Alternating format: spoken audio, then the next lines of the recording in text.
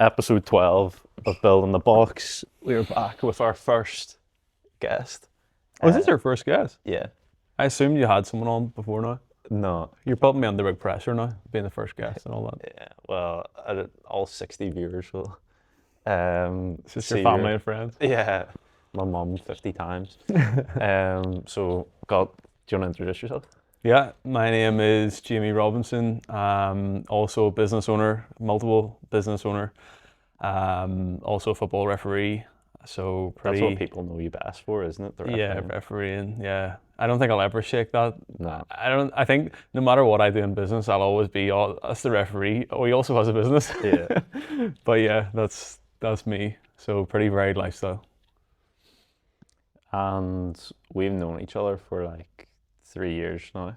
And this morning we were down visiting what can only be described as like the world's worst kind of like run down old fish and chip shop. Yeah. Like it was proper bad. So I'll set the scene. I had an idea, I would say. Yeah. Like a few weeks back for like a business that I'd seen doing well in Belfast that I thought could be recreated outside of Belfast. So I messaged Jamie and he thought it was a good idea. And then I did a bit of research on different properties in my hometown of Bangor, and there was this one that looked good on square footage and the photos looked pretty good. It was good condition. But then when we turned up this morning at 10:30, the fella was like, first of all, it was a pure kid, like he was very young. Yeah, he was young. And he had no interest in doing the viewing. No. We walked in and we knew instantly. Knew instantly it was bad. There was like, you still smell the fish. yeah, and there's just building materials all across the floor. Yeah. They'd not tidied the place up at all, and he said it had only been empty 1 year. That's scary. Yeah, because it looked like it'd been empty for like 10 years. I presume probably like people have broken in, and it was like probably sure there was no pane in the front door. Yeah, you could literally climb into that unit in the middle of the night. Yeah, it was madness. Even did you see the third floor? Like the window was like cracked open and the light was on. Didn't even see. But then, or do you mean the floor? There was another one we didn't go up to. Did you go up there? No, but like I saw it from the outside. Oh, yeah, not ideal. Massive a thing, but was still like it was a bit disappointing. But I mean, I'm still pretty bullish on the idea. I think you are too. So basically, the idea is hot yoga. Like we've seen the hot yoga on the Lisburn Road in Belfast do really well. And I think like it's a good business model because it's subscription, and then it hasn't been repeated outside of Belfast, which I don't know why. Like I know they do yoga obviously like all over the place, but I think like it's a good differentiator. You would say that? Yeah. And Bangor as well is like a really middle class town. Like it's literally not a million miles away from like the people you would see on the Lisburn Road, and it's really run down, so it's really cheap rates at the minute. So I think it's an opportunity, and the thing I love about it is subscription businesses. Yeah, for sure. Look, it's obviously, I don't know how long it's been here. There's a couple. The main one I know is on the Lisburn Road. It seems to have done pretty well. I joked with you about maybe sitting outside it and seeing how many people go in to see what we're dealing with. But you ran the numbers based on very realistic expectations, and it looked pretty good. But as you said, you're relying on that subscription model, which is quite attractive, quite lucrative, isn't it? Yeah, it is. It's funny how I ran those numbers as well for ChatGPT. Like yeah, a business plan back in the day, you'd like have to sit with your calculator and like work it out. Yeah. But now you can just be like, ChatGPT, here's square footage. How many mats do you think I can fit into this space? Yeah. If I did like, how many classes do you think I'd need a day? Business plans are dead, I think. I think business plans are absolutely useless. The only good thing about them is, and I guess that's part of the point, is getting you thinking about what's gonna happen, like get you a rough idea. But see, when it comes to projections and stuff like that, it's crazy. It's crazy. Yeah. Loans are given out on projections within business plans. Like it's ridiculous. But I mean, you've nothing else. The only people who really need it these days are traditional banks, isn't it? Yeah, yeah. Do you have a relationship with traditional bank? None. Yeah. Nothing. I just have a business bank account, couple, and that's it. But I haven't talked to anyone. Are they set up with like say Monzo or Starling? Or? Yeah, Challenger banks. Yeah. Yeah. No, I haven't used a traditional bank in a long time. Yeah, because we just got accepted for Danske Bank there. Oh, would you move? Is it Danske or maybe it's Ulster? I applied for one of the two, but basically I just want to get an actual like manager, like Right, someone I okay. can like I could walk into the town and meet.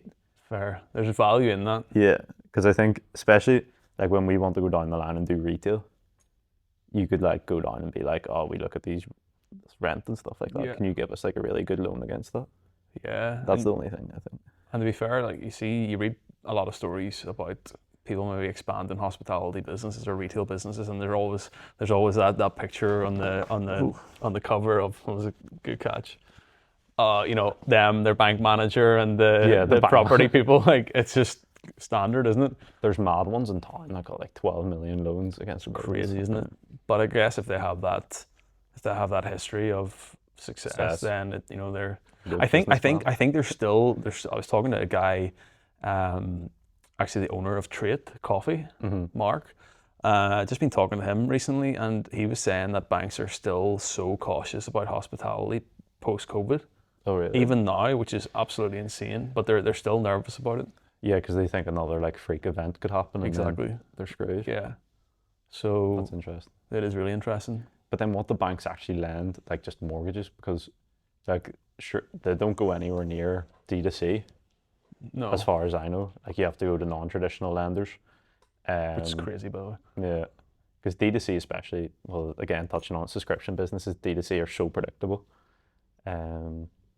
Yeah, we touched about this before. We went on the podcast, like we wanted to talk about subscriptions. Yeah. So my business is pretty much like probably 80% subscriptions, and come into the new year it'll be 100% subscriptions. But you have no subscription element to your businesses. No, which is interesting because I think maybe, well, no, I wouldn't have talked to you pre you doing the subscription, but even when we met, like I was very much. I had the knowledge that subscription was a great way to run a business. And did I get you onto the Automatic Customer, the book? We've just bought it there, so we're going to read it. Like honestly, and it's ironic because I don't have any subscription business right now, but it's genuinely one of the best books I've read. It's so good, and it talks about how the culture of your customer base and keeping people in that subscription ecosystem, which you've clearly done so well. And I think with what I'm doing with the events side of things right now, I think me and Lucy have talked about what can we do there to actually again cash in on that loyalty we have from our customers right now, and it's probably going to be something subscription based. So yeah, it's a really interesting one, and I think it's probably still underrated. It's not appreciated enough, I don't think. Yeah, it is. And I think like in the next 20, 30, 40 years, probably everything will go somewhat towards subscription. Yeah. Like from a business point of view, the main things I love about it is like when you have a subscription, you just know like a customer's worth X amount of pounds or dollars, isn't it? And then you can like change how you market. But like if you don't have that, you're like, will they come back? Will they not come back? Like that would be the scary thing for me especially if I ran a clothing brand that was very seasonal. And I suppose this can happen in a hospitality business. Like maybe 1 week you make good clothes for a good like autumn winter drop, and then summer drops like bad, and those customers don't come back ever. Yeah. Same with like a cafe. You like could do a bad, like make a bad coffee and they don't come back. But like in subscription brands, there's kind of, especially when people buy in, because they've already committed to it, they've kind of invested in, well, this is what I find, they've invested in your company a little bit. Yeah. And like if there's badness like in the product initially, they're more willing to be patient and think like, okay, I'll give the second one a go or third one a go. The ones that really spring to mind for me is actually in razors, in Dollar Shave Club, in Harry's, that type of thing. It's just that product and that business just is so built for subscription, and they've both killed it. Have you seen the toothbrush one, Surrey? No. It's class. Again, similar product. Yeah, you just need products that people use every day, and then like you create a subscription on it. One really interesting one actually, and again, subscriptions is probably bigger in the US than it is here. I think it's a huge thing in the US, and you probably see that from your side of the business in the US. But a huge thing in the US is subscription-based car washes, which I didn't realize until recently, because someone here has opened one. So you're paying like, I don't know, 40 quid a month, 50 quid a month for a car wash subscription, and it's non-manned. It's completely automatic. You just drive in. It's like when you would see maybe at a traditional petrol station where actually I don't think there are many nowadays where you just drive in, it does it for you. So I mean, that's great. You know, everyone's a winner. They've got a subscription model. They've got that predictable recurring revenue. People don't need to wait around. You know, there's no staff involved. There's no headache with that. And I can get my car washed every 3 days if I want to. Not that I do, but you know, it's really interesting. I feel like in the US they have it in more like traditional businesses as well. Like if you're like like if you mow lawns or stuff like that, I think they have everyone signed up to like 12 quid a month. You have no choice. You can't get a one-off cut. Yeah. Even haircuts, but that's one. I can't believe that nobody here has a haircut subscription.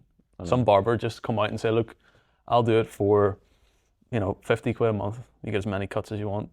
Maybe less, I don't know. I'm just thinking a number off the top of my head. I 100% would buy into that. I'd be getting my haircut every 3 days. And if you're the barber, like you just wake up and you've got like $3,000 in your pocket this month. Yeah, exactly. Like, there's guys there probably struggling. They're starting out and they're trying to get a client base, and they're sitting around, they're waiting on people coming in, they're hoping that they then stay with them. If they do get a bit of a base and then they're loyal to them, like Dermy, for example, if he started that, just get all his regulars paying, and they might come a little bit more often. You'll win on some, you'll lose on some others, but it's a really interesting one. And he would have like, I suppose the biggest thing for him would be like safeness and knowing he's got like $2,000 coming in this month. Exactly. Some will drop off, you'll gain other ones, so. Okay, do you want to cover how we met? Yeah, it's quite cute, isn't it? We coffee shop date off of LinkedIn. LinkedIn. That's it. I actually. You messaged me first, didn't you? No, you messaged me. No. I think you're the only person that I'm pretty close to that I've slid into LinkedIn DMs. Like for real. Like it was. I think you probably had a post out at that time, or maybe I just followed you for a while, and I was really interested in what you were doing. I knew you were similar age. Can I say that? Or yeah. But no, you were at Queen's at the same time I was, albeit I started a bit later. And I just... You were final year then, weren't you? Yeah, it was probably final year. Just messaged you out of the blue, really, and said, do you want to meet for a chat? I don't think there was any real reason. I think I just said I enjoyed what you were posting and what you were doing, and then I knew that we would have a connection and interest. And I actually wasn't doing too much at that stage either. This was pre-buying A&H and Touchline and stuff, so maybe I can credit you for everything that's happened since. Nah, but yeah, no, it was good, and probably I think people should do more of that. Like, because look, what's happened. Yeah, we got since. A good friendship out of it. Yeah, we've been to some interesting situations in Central America and South America. Yeah, that's mad. Yeah, it's pretty good. All from one message. One LinkedIn message. And who knows what we'll be running hot yoga in Northern Ireland in the next 3 years. I can see LinkedIn running an ad off of that. Oh yeah, definitely. Like that's the power of LinkedIn. Let's make that happen. Go traveling and you can set up businesses together. Yeah. Do you want to talk a bit about our trip to South America and US first? Yeah, US first. So my thoughts on it, I loved it so much that I want to move there. I can be in there with you. You said this before going. I think we actually hadn't planned on going to the US at all. No, we were just it was going just to South America. Colombia and South America. You had mentioned that you'd potentially want to move there, and I was like, yeah, I mean, I didn't matter to me where we went and what time, so we went to LA first. Yeah, it was class. I loved it. But the thing about it, LA was probably the best place, but the problem was it's just so expensive to live, as we found out. Yeah, but it would be my number one choice if I was. If you could live anywhere. But for where we were, Santa Monica, it's like 4,000 USD a month. Yeah. For a pretty crap apartment. Yeah. But it's such a good quality of life. It is. And everyone's so chilled and happy. Relaxed, and friendly. And do you remember that old guy in the coffee shop? He was like the writer. Oh yeah. Yeah. He talked to us for ages, didn't Yeah. he? He's really interested. Just nice people. Yeah. And then we went to Austin after, which is Yeah. your Soon to be home, hopefully. yeah. Loved it. Only Yeah, it problem was good. was the heat. Yeah, the heat's that was mad. It was Not even hot. the warmest month as well. But I think it's one of those like it's a good problem to have. Yeah, it is. It is. Look, you know, if you that was the only issue if you were looking for an issue. Yeah. People were great. There was nobody there from Austin living there. No, it was From all everywhere, like wasn't immigrants, Yeah. But again, great standard of life, Yeah. good weather if you look at it as a whole, and then just for doing business, I guess that was your main draw about going there, wasn't it? Yeah. It does seem much smaller compared to LA. Like LA is so huge. Yeah, that's true. And then apartments and stuff are cheaper as well, so it's more affordable. It's way cheaper. But then what do they call Austin? Silicon Hills? Do they call it that? I think so, yeah. I could be making that up, but I'm pretty sure they call it Silicon Hills. Because it's like, Second to, yeah. Well, I think it's probably the new San Francisco. Like, yeah. You get a lot of people going there because maybe they just don't want to live in San Francisco or can't afford it, but it's like the it's good next taxes best step. and like it's good quality of life. Yeah, for sure. And I can see 100% why you'd want to go there. Yeah. Would you be tempted? Possibly, yeah. Never say never. Who knows? Yeah. I think just for the build out of our team out there and like the business, like we're probably 50% US customers now. I'm with the World Cup next year. So I'm in the middle of my visa application. I'm hoping I get it back at it'll probably be like March time next year. As long as it comes before the World Cup, I'll be happy. Like, If it doesn't, you'll just go there anyway. yeah, I'll just go to the World Cup. What did you know, obviously we went to, and I know you've done a LinkedIn post on this already.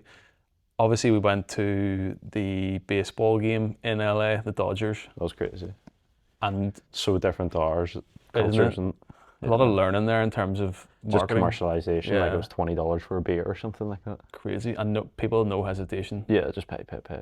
Like we went in, we thought it was class because we spent like 50 quid for a ticket, and then we went. I bought a jersey for like Yeah. 150. I bought. And that shop was rammed, by the way. Yeah, it was so busy. It Wasn't it? was really efficient though. Really efficient, yeah. I bought a jersey. We bought beers. They were selling raffle tickets. They were selling ice lollies. They were selling all sorts. I feel like Americans know how to milk every last dollar Yeah, out of they do. people. But here's the key thing. People are willing to part with their money. Yeah, though. People are happy and open to spending money. They're spenders. Yeah. Disposable income is transferred. Yeah. Their whole thing is like they don't resent debt the way Yeah. we do. Like we treat debt here as if it's ugly, but they treat it as if it's like normal. Yeah. And I think I said this to you before, people hold so much emotion to every pound that they have here. Yeah. There's always the assumption nearly that people are out to get them and people are getting scammed, and it's just it's so different. It is different. Oh yeah, do you want to even talk about, so like we got you into the politics much coming up, the new budget? Like, Not really, to be honest, no. so basically there's a 30 billion hole and they're going to raise the taxes. So I think they're going to do income tax, and I think they're going to do, As if it's not high enough. yeah, they're talking about either VAT 1% or something. A thing that will affect like my business is definitely minimum wage, or not minimum wage, standard living wage. Yeah, yeah. So it's going up, I think 5% to like 12.80, I think. And it's also 18-year-olds instead of 21-year-olds are now able to get it. Right, okay. So this is mad to me. Like if I was 18, did I work? Yeah, I worked in Next. I think I was earning 8 quid. Yeah, I was at 16, I was earning 361. Yeah. Crazy. Madness. And like, I think especially with like AI removing like a lot of not grunt jobs, but like entry level jobs. Yeah. And then you're making like the cost of like graduate roles and like stuff way more expensive. Like I think you're just like, especially for me, like wanting to hire more people is like, why would you? Yeah, for sure. I look at it two ways. I have sympathy for businesses that this is most affected by, or that are most affected by this. So, for example, hospitality, Yeah. whose margins are already so tight as it is, every penny that this minimum wage goes up by is killing them. Yeah. And then they've got their VAT, which is hard on them as well. I feel for them in terms of how much they have to pay out. But on the other side, I also think that in how much it costs to actually live today, I still don't think it's a lot of money when you consider how much someone earns. So I look at it two ways. I think though there needs to be like a sliding scale of like, you know, if I could hire like an 18-year-old, if they cost me £2 cheaper, I will hire the 18-year-old. Of course. And for the 18-year-old, that's good because they get experience, you know, and they learn and stuff. But if an 18-year-old's the same wage as a 21-year-old, I just hire a 21-year-old. Yeah, of course you will, because that 3 years in life experience is so. They're more grown up. Yeah, they probably don't go partying on a Thursday night. Exactly. But then also, you know, up until now, why an 18-year-old could be doing the same work as a 21-year-old and they're paid less? Yeah. They're paid less purely on their age. So it's maybe not fair on those, but. Well, I'm a big like free market economist, so I think like everyone should just earn a wage and like based on what your skill level is. Yeah, for sure. Know? Like I don't think the government should dictate what people get paid or not paid. Like obviously there needs to be somewhat of a rule, but I think Labour is just getting too involved in the markets at the minute. But you'll only pay what you think someone is worth at the end of the day. Ultimately, yeah. You know, if you have a job advertised and it's 35 grand, but you get an unbelievable CV, you know, you're probably going to pay them more if you have the budget to do so. So that's it, really. You're paying for their skill that you recognise. Yeah. Okay. Last one. Oh yeah, this is all. We're already touching on the staff problems. So you in A&H hired someone as another sales rep and it didn't go well. I've hired people and it hasn't gone well, but in the last year I haven't got a hire wrong. Why is that? What's changed? Experience? Experience, yeah. Because I got a lot wrong in the first 2 years. What do you do now that you didn't do then? Spend way more time on it. Like so much time. I think before, like when you're hiring, you get pretty impatient with it. So you have like the initial excitement of like, yeah, I'm hiring someone. And then you get the initial like applications through, you go through them. Some are like good, some are like okay. And then you like start working like the stages, so the interview, and you're like, okay, I'm kind of getting fed up here. I just need to hire them. Yeah. And then you hire someone off maybe 2 interviews and you've known them for like 30 minutes. It's crazy. Yeah, it's madness that that's the thing. And then you're working with them and a few months down the line, you're like, oh, they're actually shit. So like with the things I've definitely changed is now I've added another layer recently, but about a year ago, I started doing projects when I hire as well. So like I would do interview, and then if you do well in interview, I'd invite you to a project. So a project would be like a task I created that is role specific. And I would say, you know, this is probably a 2-3 hour task. If you're willing to do it, it shows you're hungry for the work. If you don't like doing it, then this role isn't for you. And then I can also just judge what their skill level is relatively off it. Yeah. The only thing I'd say about the project though, is that it is biased towards people who have already worked in a similar role. Got you. Who have got experience. So like there could be someone who doesn't have experience, maybe doesn't do the project great because they don't have experience, but they actually have really high potential. So now I've added a third layer to it where I do just a basic rapid cognitive index test. How did you do in that? Because he texted me whenever he was building this out and just said like, oh, I actually didn't score too highly. No, I didn't do well. Not as well as I'd hoped. Actually, Dara, who...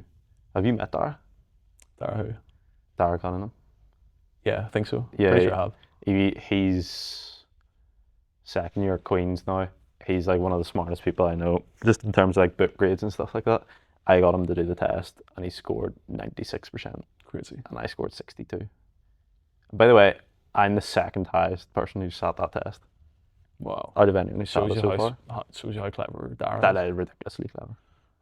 That's interesting. Like you're definitely doing a lot more than most employers probably in the employment process.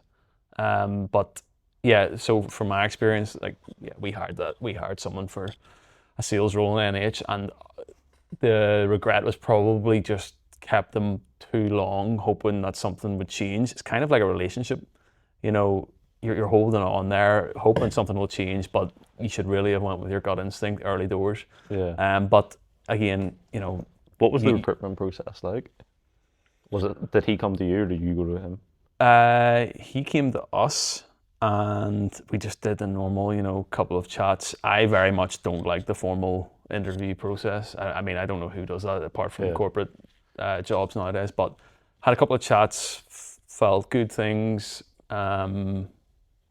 and look, it wasn't a complete disaster. It just didn't work out, probably for both, and that's the conclusion we came to, that for both parties it just wasn't working out. But probably should have sorted it sooner. But it's interesting because Brandy at Be Perfect, he is a hiring process. It's quite unique. He will hire people really, really, really fast, and then if it doesn't work out, he'll get rid of them really, really fast. So, like I've been with him in interviews or not interviews, and he's offered them a job within 10 minutes Oh, really? of first meeting them. And what do you think his success rate is on that? Pretty good actually, yeah. If you look at it, yeah, pretty good success rate. He's probably just going by his gut instinct on how he feels about the person, rather than deep diving into their skills or experience. I think he just knows when he's sat face to face with someone. Yeah, I think there probably is two like opposite ends of it. Like you either hire fast, fire fast, or you hire slow, and then you give them time. Be interesting to see those compared in terms of the numbers. Like, what is the best approach by number? Yeah, I think. Well, I've hired really slow on the last three, and I'm hiring slow on the current two. What's the current two at the minute? Executive assistant and e-commerce growth assistant. Okay. So I think from my experience, like it's worked well for me. I don't like the firing part. That's the thing. So like, Who does? Yeah. You know, it's not easy, is it? and I don't like the fact you have to go back out to market. So I'd rather just do one time really, really long and get it really, really right. But I think, like I was saying this earlier to someone else, when you're building a company or building a business, one of the most important things is that you build it with people that fundamentally you really like working with. And I That's mean, like so they're key. either just good people, but they're also really good at their job. Yeah. So key. But you know, we talked about also people that you hire not being as passionate about the business as we are, Yeah, and that'll always be the case. It's just natural. You know, you care so much about your business, I care so much about my business. How can we expect someone that we're hiring to do the same? You know, have the same Yeah. incentive. They don't financially, and you know, in terms of growth, that you know, there's no benefit really for them. yeah, I agree. I think over the last, again, 12 months, I've bought people in more than what I did previously. Because before, obviously, you have ideas in your head where like this business is, and that's what fires you up. Yeah. And I've tried to like show people the vision more. And then I've given them like 6 month goals. You hit these 6 month goals, you get pay rise. Just simple as that. And then you do that again, 6 month goals, you get pay rise, and try to tie their goals to what the business goals are. That's So good because they're constantly working towards that sixth goal or yeah, 6 month milestone, and it's always very soon, isn't it? yeah. And Keep them locked in. you've seen it there. Like we do the monthly reports, Yeah. and everyone knows our end of year goal, and so every month we just talk about what we're trying to do. But yeah, as you said, like I'm doing all these things, but ultimately no one will ever be as passionate as I am. How are you goal setting for people that maybe aren't in a directly revenue generating role? Um, yeah. So like, say something like customer service, you still have metrics to, like you want to hit. So Yeah. like we look at our average response rate time is, we're like, right, can we get it down to here? Or look, if you're in supply chain, can we get better margin here? You know? Yeah. So like you're always trying to find something, and it's not unrealistic goals as well. It's somewhat realistic, but it's like upper bounds of realistic as well. They all link back to profit at the end of the day, don't Yeah, they? they do. And people, since I've done it, people like especially it removes the ambiguity around pay rises, because like people know if they just do their job and they do the goals, you get paid more. Yeah. Everyone's a winner. You benefit, they benefit. Yeah. Have you hired anyone recently? Oh yeah, you said tonight your guy starts Yeah. for Jam. Yeah. So, well, you know him. He actually, Yeah. I hijacked him from you. Message me first, yeah. Yeah, I'll always remember that. But no, look, I was aware of him. Yeah. I followed this guy on Instagram, pretty young guy. I think he's maybe 19, 18, 19, something like that. But he makes his own content. He's tried to start a couple of things, I think in e-commerce, and just really liked what he was doing from his content, his work ethic. He just seemed like a guy that was getting after it. So always admired him from afar, and then you text me, I think, out of the blue saying that he had messaged you asking if he could get involved, and I know he's a placement coming up. And I was secretly annoyed that because I was actually considering using him, but probably wouldn't have got to that step of messaging him if we didn't have this link. So yeah, you met with him, I met with him, and yeah, he's going to do some work for us in content and e-commerce, hopefully.